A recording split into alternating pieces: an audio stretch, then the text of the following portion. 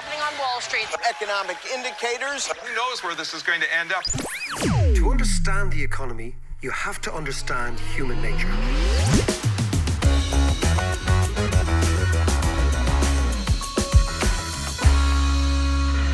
How you doing there? It is David. It is time for the podcast.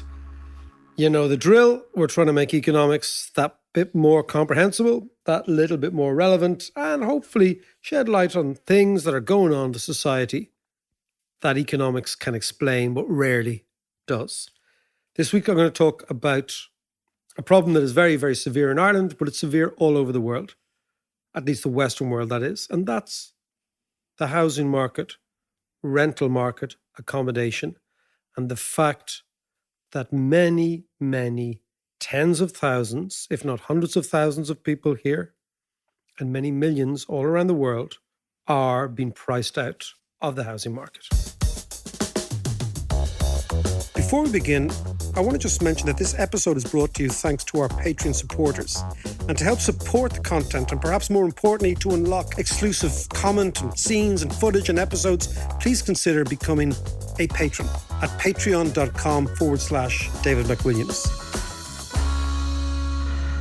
I'm joined as always by Mr. D. What is the crack, my man? Very good. How are you? Have you recovered from Kilkenomics? I have recovered, but I'm actually...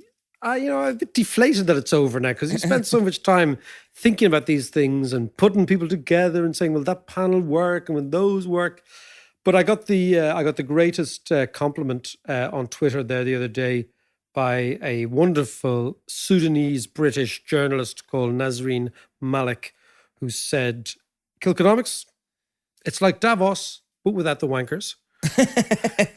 That's pretty spot on, actually. I thought it was good, you know. Yeah, in actual fact, it is only seconded by the Australian newspaper, which wrote a review for us many, many years ago. Right. They'd arrived in the first of seven and they said, it's like Davos, but without the hookers. So take your pick. So these are great. And, you know, it was a wonderful weekend and we have some wonderful conversations that we're going to share with people on the podcast over the course of the coming weeks and months, like really, really brilliant ones you'd never get anywhere else. Yeah. But interestingly, I was driving up from Kilkenomics and the little bulb on the car went. Little old Volkswagen Golf. And there's a really good mechanic up the road here. And they used to have a little place at Mount Town in Dún Laoghaire, and now they have a new place at Kill Lane.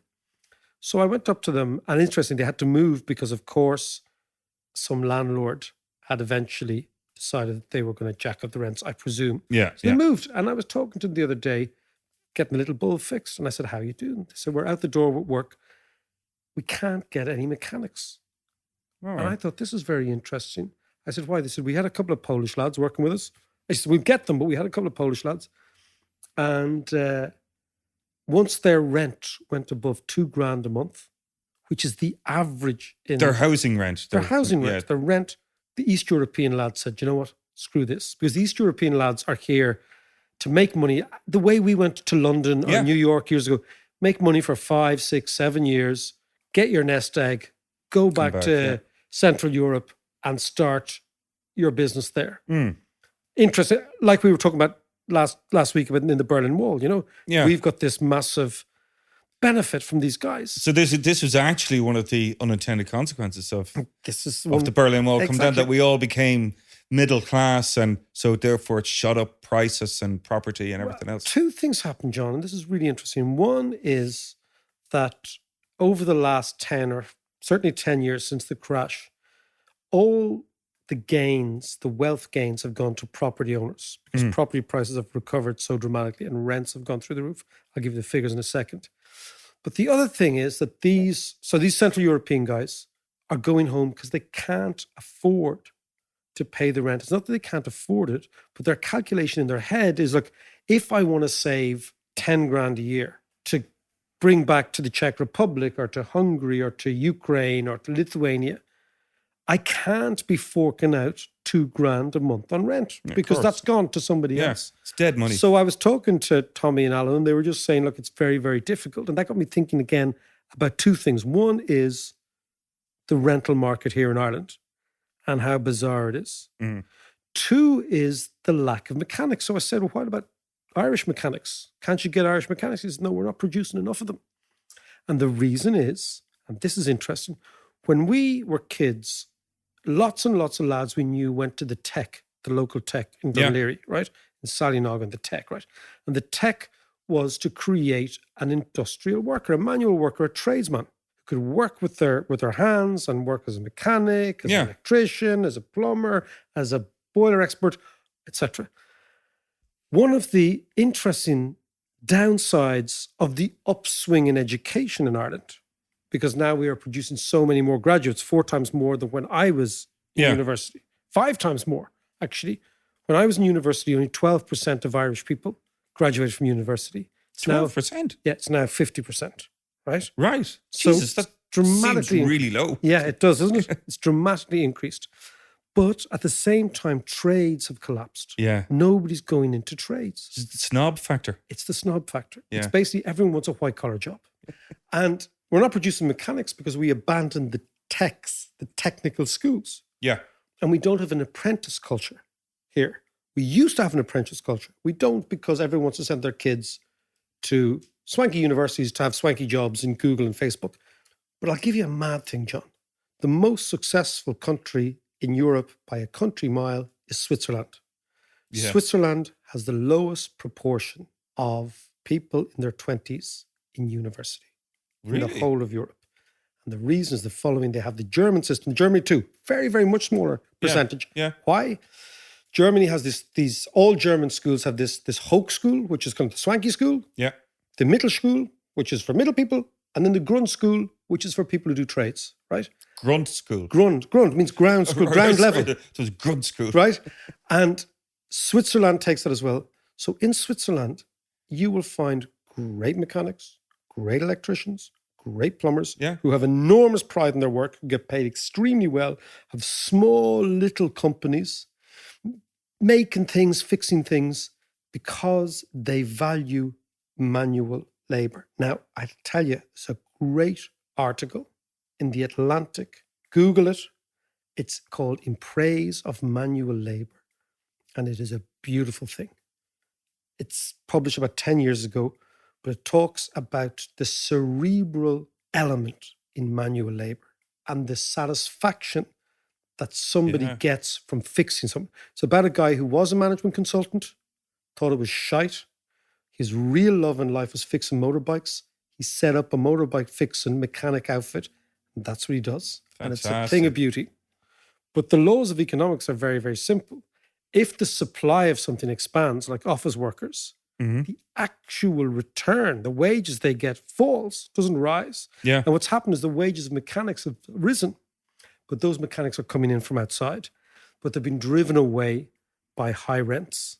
And this creates a massive friction in the economy, a massive problem. Now, interesting, this week, Daft, the website that looks after, or that is, provides very good research on rents, came out with the average monthly rent in the third quarter of 2019 in Ireland. And it is across the country, 1,400. But in Dublin, on average, Dublin City is 2,083, like $2,000 on average. North City is 1,900. Then West Dublin's 1,800. North County Dublin 1,700. South County Dublin, not the South City, South County Dublin is €2,200 a month. But what is very, very clear is that the rental market has gone not only crazy, but what is happening is there's price gouging from landlords on a massive scale because they can. Yeah. Because there are not enough apartments being built. And what is happening is that the apartments that are being built are so expensive that people can't buy them, right? So at the moment in Dublin, there are only 2 apartment developments for sale to Joe Punter. Only 2 in the whole city. And the reason is because they're above 400 grand and nobody can afford them. Yeah. So that is pushing everybody into the rental sector. And that is driving up rents completely because the old-fashioned, I will buy an apartment is now gone because they're far too expensive. Yeah. So people are being pushed into rental. And then as people are pushed into rental, what happens is not only do the rents at the top go up, but the rents at the bottom go up. So the rents that used to be there for properties that used to be available for poorer people have now gone up. And that's elbowed at the poorer people in the rental market. And they are the ones who are becoming homeless. So you can see it's a massive shunting effect. Yeah. Now, if you look again at the figures, it's extraordinary what has happened. Ireland's had the longest ever run of increasing rental prices. And that is over the last 10 years, rents have gone up every single month.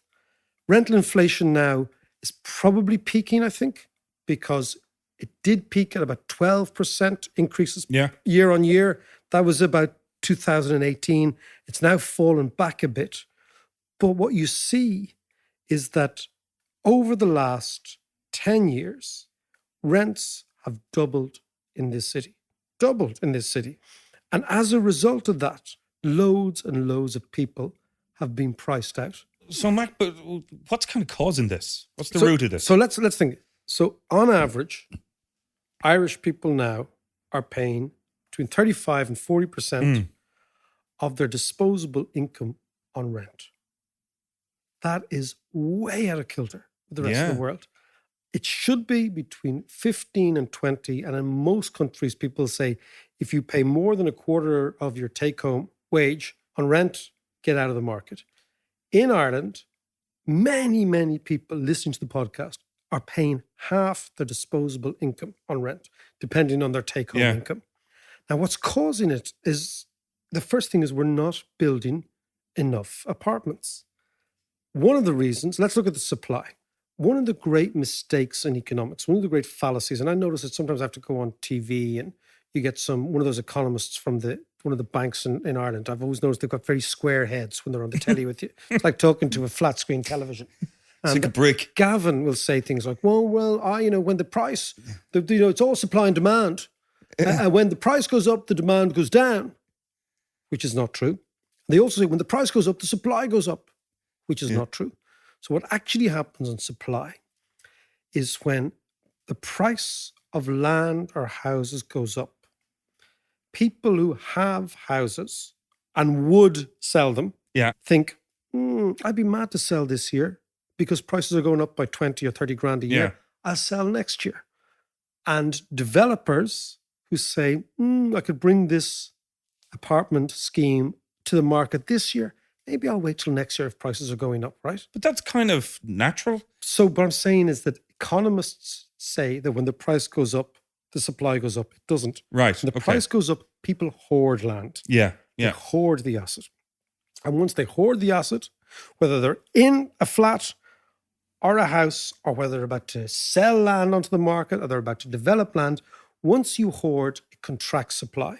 So you have this very strange dynamic that over the last 10 years in Ireland, or 8 years, price of houses have been going up and up and up. And one of the reasons that the supply of houses hasn't been going up and up and up is that people are hoarding, right? So you take that dynamic, number one. Number two is what I call bananaism, which is this build absolutely nothing anywhere near anything, that the most vicious political movement in Ireland isn't, the real IRA or one of those crazies, right? It's actually a well-financed, well-argued residents committee. Yeah. Full of people who did best in Trinity, actually. Like you. Exactly. That's how I know them. I can smell them, right? And they're like, basically it's the contented class. They're basically what we have, we hold. So, for example, you see amazing, like politicians will say things like, oh my God, we should build more houses. And yet they're the very same politicians who are at the front of a march to preserve St. Anne's Park in the north side, to say no building around here. So bananaism is NIMBYism squared. So NIMBYism is not in my backyard. Yeah. Bananaism is this build absolutely nothing anywhere near anything. And what it is the middle classes want to protect their own, which is why we have more golf clubs within the M50, which we should be building on, than maybe any other urban centre in Ireland, or in the world. Any other urban centre in the world. We have golf clubs. Yeah. Yeah. We have open prairies almost around the M50, right? With horses on them. They actually have them around Dunsink, right? So why is this? Because at every juncture, golf clubs, views, my right to this, my right to that, argues against development. Even Leo Varadkar in Castleknock argued against a development. Did he? Right? Yeah. Even so, he's on television saying we have a housing crisis, we want to fix it. But actually, as a politician, he's siding with the residents' committee because he realizes that if these people turn against him, he might lose his seat. In Stillorgan, your neck of the woods, all the politicians decided to go against the development of Stillorgan Grange. All of them. Yeah. Right? Oh, listen, don't bullshit. even get me started on Stillorgan or Sandyford, where it was left half built. There's a big skeleton of a huge tower block. And oh, I know it. Yeah. It's 15 stories high or something, and it's just a skeleton. And it's been there for over 10 years now, and nothing is happening. It's really frustrating. So either knock it down or finish it. So what you're seeing is, there's the supply response has been very, very weak. This is not unique to Ireland. The same thing's happening in London.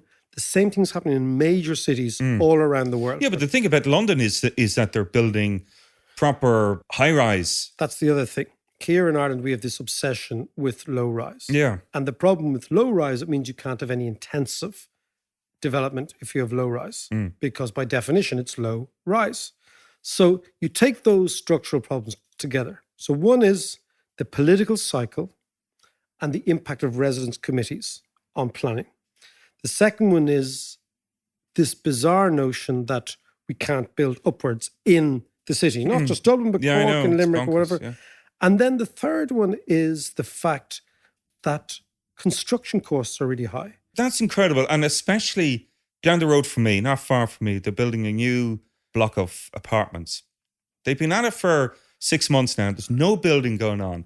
But every couple of days, a couple of big Arctic lorries comes along with prefabricated walls. As it should be. Yeah, so it's much, much cheaper. It's just poured concrete into models. They ship them in, and then they just glue them together like Lego, like Meccano in the old days. Should be, John. There is no apartment development in this city for sale at the moment under 400,000 euros. Now, take those together, and then let's look at the demand side. You have Ireland is the fastest growing population in Europe at the moment. The natural increase in our population is 6 persons per 1,000, which means when you divide the amount of people who die, the amount of people who are born, there are 6 new babies every year. What's the average across Europe? Do you know? It's -1. So more people are dying than being born in Europe. Okay, so right. our population, Jesus, is the right response to that, right? That's the first thing, right? Second thing is we have a lot more international workers than most other countries. Yeah. So I'll give you a statistic for Dublin rents, right? In 2018, Irish tenants accounted for just 19% of the renters in Dublin Docklands. That means 81% of the renters are international workers. Now, you can take, well, I'm not saying that they shouldn't be renting. They've got to rent somewhere. No, of course but what I'm saying is this is an inbuilt dynamic because of all the foreign companies we have here and all the foreign talent. So it's another pressure on the system, right? That's the one. So first is our own natural increase. Yeah. The second is the increase in international workers coming here. This is all pushing up rents. Yeah. And the reason it's pushing up rents and not prices is because we're starting at such a high level that nobody can afford to buy, so they're getting shunted into the rental market. Now, what this is having, another effect, which is really unusual, is the gap between the lowest rents and the highest rents is the lowest in Europe, in Ireland. And what that means is, so if you take the average rent of the lowest 20% of apartments and the average rent on the highest 20% of apartments, the gap between that is very small in Ireland. What that means, John, is that really shitty apartments are being lived in by people who are paying really high rents. Yeah. Now, the problem for that is the people who used to live in the bad apartments, the apartments that were, built in the 1950s and 60s, that airy, damp, all that, used to be poorer people. Those people are being elbowed out by richer people because Yeah. the market's dysfunctional. And those people are ending up homeless. Yeah. That's why you're getting the homelessness, because the people who used to rent at the bottom end of the market are being elbowed out by people who are richer, who in a different country would be living in swanky apartments Yeah. built for them. But because we're not building them, those people have to settle for apartments that used to be lived in by much poorer people. And I suppose that the other thing as well is that the people who are pushed into apartments, they're paying such a high proportion of their income on rent that they'll never be able to get out of the rental trap because they'll never be able to build up enough money to buy. Well, the interesting thing, rent shouldn't be a trap. Okay, it's only a trap in countries like Ireland that do not protect tenants properly, that do not give decent longevity of tenure. Do you remember the Land League? Not yesterday. Yeah. 1870s. They Yeah. had three ideas. This is our nation is built on the Land League's idea. Parnell, Michael Davitt, they were driven by three ideas called the three Fs. You might remember from your leaving I cert. do, yeah. Fair rent, so you weren't gouged as a tenant. Fixity of tenure, so you had, a decent tenure. You couldn't be Yeah. kicked out. And fair sale, that if you owned a place, if you were a poor person who owned a place, you could sell freely. Mm. What we have in Ireland, we've no fair rent because rents are going through the roof. We've no fixity of tenure because people are getting kicked out. And we have fair sale. But you don't have two of the basic foundations of this country were based on the Land League. Yeah. So then you think about, okay, what else is going on? The other thing that's going on is that Irish family structure is changing dramatically, right? So this is an amazing statistic. In 1981, and I did this for the last book, Renaissance Nation, I was doing some research. Yeah. 14% of females and 15 or 16% of males were single at 40, in their late 30s and early 40s. Okay? Right. That figure has trebled for women and trebled for men. So now you have over 40% of Irish men and women in their mid to late 30s are single. This is a phenomenal social change. That's why Tinder has taken off. Good job we're not in Tinder. Could you imagine the fucking state of us on Tinder, right? But what does that do to household construction? It means we need a totally different household base, that we need 1 and 2 bedroom apartments. What have we been building? We've still been building 3 bedroom semis out in the suburbs. Yeah. So our housing stock is totally disproportionate and wrong for our actual. Correct me if I'm wrong, though. Weren't they complaining that there wasn't enough family houses back in 2006, 2007? Back in 2006, 2007, there weren't enough family houses in the city, which is why you got this massive development outside, Naas and Navan and but also outside Cork and Carrigaline, Yeah, and you got it yeah. outside Clare Galway and Galway, all these places. But now the population structure is really, really different. The other thing is that in terms of urbanization, the amount of the population who live in urban areas, Ireland is still amongst the lowest in Europe. So if you take a country like Belgium, about 80% of Belgians live in what is described as urban areas. That figure in Ireland is 60%. But the great trends of demography are that we become urbanized. People Yeah. will choose to live in cities. So what you've got is a household structure that's changing, a singleton structure that's changing, and more people having less and less kids later in life. Okay? Yeah. So bigger demand for 1 and 2 bedroom apartments, a population that's increasing, an immigrant and international population that's increasing. All of this means, and this is the amazing figure, that we need to build 400 apartments a week for the next 50 years in urban areas to satisfy the demand for housing. Now think about that. Wow. 400 a week is 1,600 a month. 400 How a is week, it? Obviously, that's not even possible. So, that is possible if you do 2 things. One is if you penalize land hoarding, and 2 is if the state builds houses. back in the Ireland- old days, like the corporation council houses. Yeah. Council houses, right? And bills in significant numbers. And 3, remember we spoke about Berlin the last 2 weeks. Yeah. We won't labor Berlin again. Berlin has introduced rent control, rent caps for the first time ever. Yeah. These are the sort of things that happen when you have a rental housing crisis. But think about it. All the demand factors are going through the roof.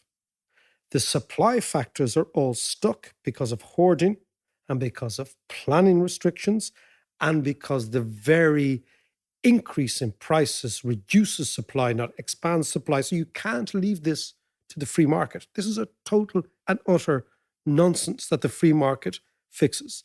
The free market in the last carry-on built far too many houses in the wrong place. We call them ghost estates. I think Yeah. it was another one of my coining phrases. Ghost estates. Was it? Yeah, it was. Right. But the last time we built far too many houses in the wrong place. That was the free market. Yeah. This time around, we're building too few houses in the right places. And yet, you cast your eye over the skyline of Dublin or Cork and it's full of cranes. And they're building offices. Yeah. They're not building houses. And the reason they're not building houses is because the developers say that we can only build a unit and it costs us 400 grand. And the central bank says, well, that's fine, but we're only going to give you 3 times your income. Yeah. And consequently, the central bank is trying to bring down house price inflation. The developers are trying to say we can't build any cheaper, but I've just told you that there's a monopoly stitching up this market, or duopoly, in cement alone. And you don't need to be a genius to figure this out. Just open your eyes. So there is at the centre, and I remember years ago in prime time saying the Irish property market is a scam. Yeah. And I say it again, it's still a scam. And the worst thing is, all the income is going to a rentier class. Now, what happens in economics is if a rentier, like a drone class, Yeah. if they get paid substantially, so they're charging 3,000 euros for a gaff in town or whatever, right? If those people end up garnering all the income of the country, 2 things happen. One is that the key to economics is innovation. Bricks and mortar, land, property is the least innovative asset because it doesn't create anything. Yeah, It doesn't there's create any nothing. ideas, it doesn't create any jobs, it doesn't create any technology, it doesn't create anything new, right? Yeah. Yeah. It's dead money for the state. That's number 1.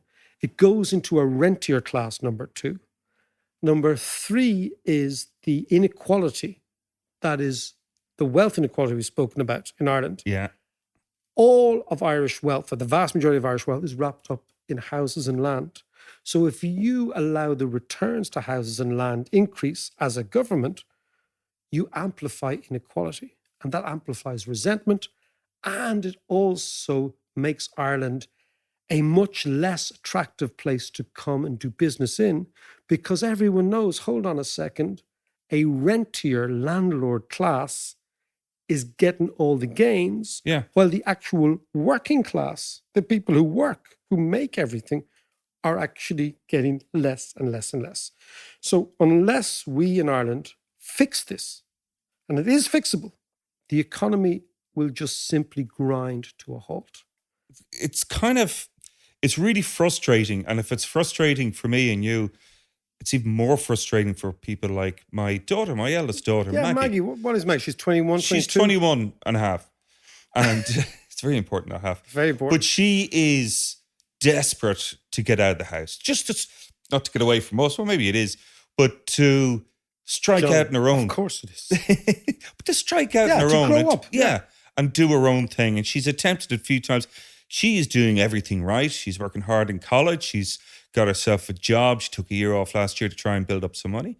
And no matter what she does, she's scuppered at every point. She just cannot afford to move out and to Anywhere. pay, Anywhere in Dublin. And all she wants is to, as you say, is to grow up. But it's a huge source of frustration and stress and anxiety for her.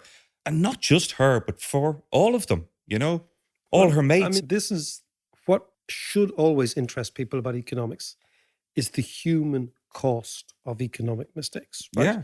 So what does this actually mean for people's real lives, to their psychology, for their anxiety, for their ability to grow up?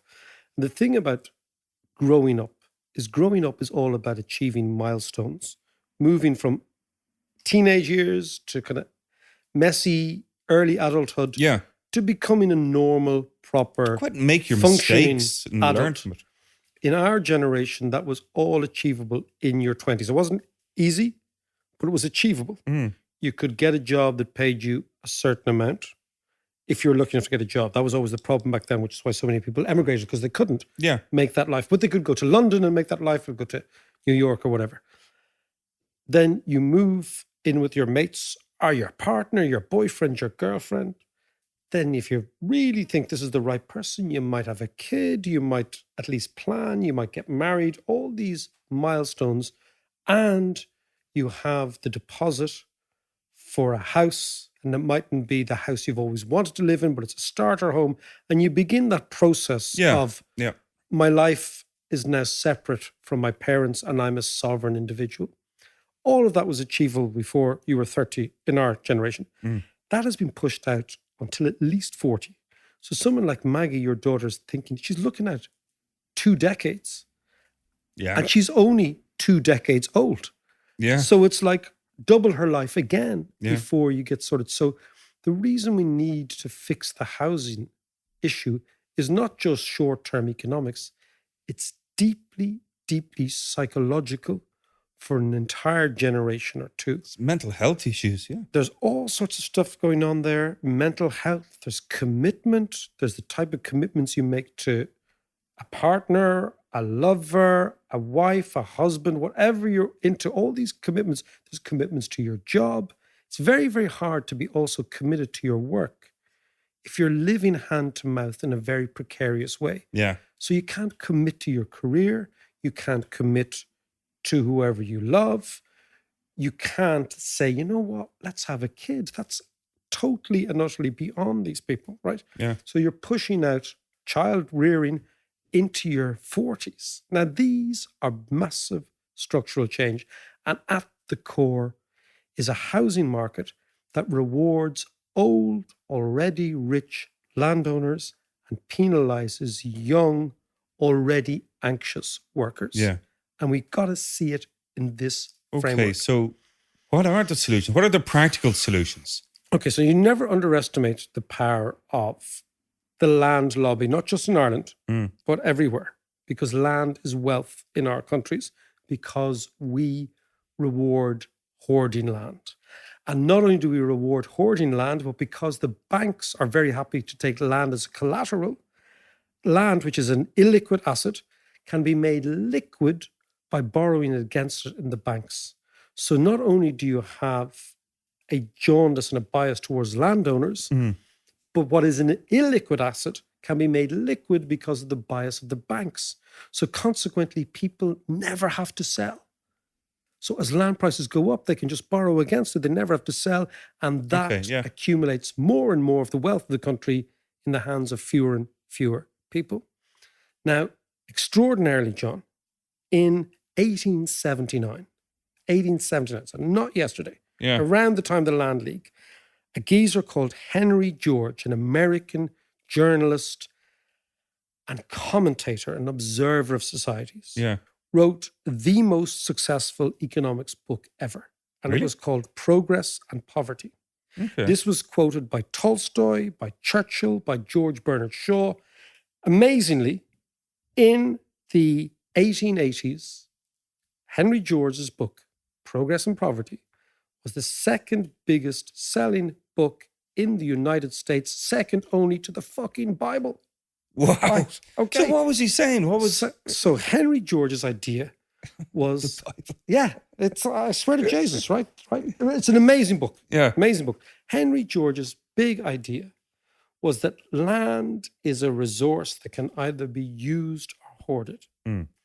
And that the value of land is not created by the landowner, but by the people around it. Now, this is the interesting idea.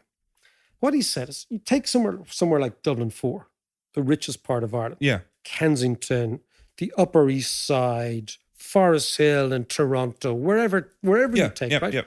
What actually makes that area sought after is nothing to do with the individual owner. Take Dublin 4. It has the best train lines. It has the best schools. It has the best hospitals. Mhm. It has Herbert Park. It has the Aviva Stadium. It has footfall on roads that are policed by the police service, by Yeah. the Garda Síochána, Yeah. right? Every single thing that makes houses expensive in Dublin 4 is paid for by other people, right? Trains, Yeah. buses, schools, the teachers are paid by the state, Yeah. public amenities, all that. So it's So- all the add-ons. It's the So the spec of the area. value of the houses and the sites upon which the houses are built is not generated by the individual owners, but is generated by society. Yeah. And if we didn't have the DART, and if we didn't have the buses, and if we didn't have Vincent's Hospital, and if we didn't have all those posh schools whose teachers are paid by the state, and the road system, there'd be no value there. So his idea was you have to tax the sites, right? Yeah. Because the site is the value, not the house. 'Cause the house in Dublin 4, the bricks and mortar, probably cost the same as a house in Darndale, right? Okay. Yeah. Yeah. Yeah. But Darndale is an abandoned area. So the value plummets because the public infrastructure is not good. Yeah. The public infrastructure in Dublin 4. So his idea is you tax the sites. It's called a site value tax. And this does two things. One, it gives back to the people the value that they have created through their taxes. Yeah. Right? Yeah. And number two, it prevents hoarding. Because if you're sitting on a property or a series of properties where the taxes is very high, you're going to use the land productively. Whereas at the moment in Ireland, we allow ourselves have land that sits idle and is unproductive. So as long as you see land as a resource, the more you tax it, the more you're going to use it. right? Okay. So You're going to build higher. So if you think of that's one way of looking at land. The other way of looking at land But is sorry, can I just ask you before you get there? I mean, given that this book is the biggest selling book in the world, was or from was. Tolstoy to Bernard Shaw to all these guys. but so why haven't people kind of Because the land lobby adopting that? the land lobby in the United States says this is revolutionary. This could destroy our wealth.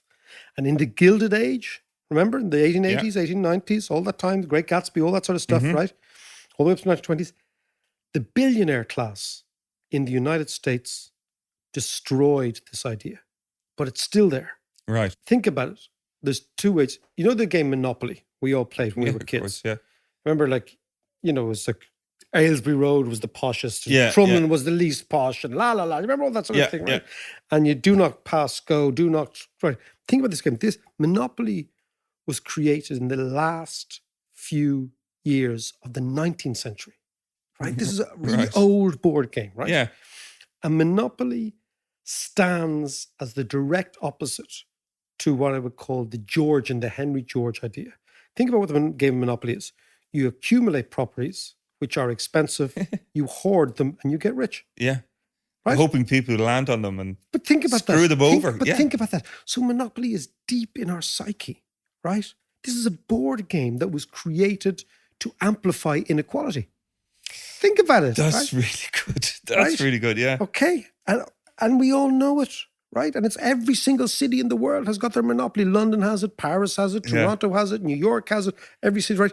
And it was a board game used to fetishize and amplify inequality through the mechanism of the housing market. And it's all based not on the houses, but on the site value, Yeah. the difference between Aylesbury Road and Crumlin. What they were basically saying to you is not that the houses are bigger. They are obviously bigger because the people are richer. Sure. But Yeah. it wasn't about the bricks and mortar. It was about the snob value of the area. And the snob value of the area is generated by public infrastructure. And consequently, rich people are made richer by the tax money of poor people that pays for all the stuff. And George argued, and I argue, and it's so obvious to me, that once you figure out that the returns to land are not generated by the investment of the individual landowner, but they are generated by the investment of the rest of us, which drives up the site, and then the site becomes sought after and valuable. Yeah. You tax it to do two things. One is to give the money back to the people, but the other one is to encourage the use of land. And I'll just leave you with the final thought. Look around Dublin, look around Cork, look around Limerick, look around Galway, all our cities. There is dereliction everywhere. You look up from the first floor to the second, third, fourth floor in the center of the city. Buildings are going to rack and ruin. Yeah, Like that's true. Dereliction is vandalism for the property class, right? It's just a form of vandalism. And why is it vandalism? Because there's no punishment for allowing properties to go to rack and ruin. Why? Because there's no tax on the site. If there was a tax on the site, you would use the 3 stories above for income because you have to, because you got to pay the tax. But as long as there's no tax on the site, we encourage hoarding, we encourage vandalism or dereliction, and then every landlord hopes that they can just sell on to somebody with a great idea and some enthusiasm next time out. And all the while, land is less intensely used in urban areas, people have less places to rent, rents go up, and we end up in a situation where mechanics around this part of the world are going back to Poland because they can't afford to live here. Thanks very much for listening. I hope you enjoyed it. Now, before we let you go, I want to give you a sneak preview of some premium content which you can access via Patreon. Elif Shafak, well, welcome back to Ireland. It's very nice to be back here. In 2006, I wrote a novel called The Bastard of Istanbul, and that novel told the story of a Turkish family and an Armenian-American family, and it dealt with memory and amnesia, and it's a book that talks about the Armenian genocide. This is a novel, it's a work of fiction, and when the novel came out, I was put on trial. For the first time, a work of fiction was put on trial under Article 301, and I was accused of insulting Turkishness, but really nobody knows what that means. And there were mobs on the streets, like groups, ultranationalists, spitting at my pictures, burning EU flags with my, pictures. I could never forget those things. That went on for about a year. And at the end, it became so surreal because sentences had been taken out of the novel and used as evidence in the courtroom. And these sentences mostly belonged to Armenian fictional characters.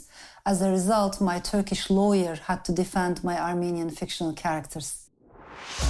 If you enjoyed that, you can hear the full episode and much more by joining us on Patreon, which is patreon.com/David McWilliams. See ya.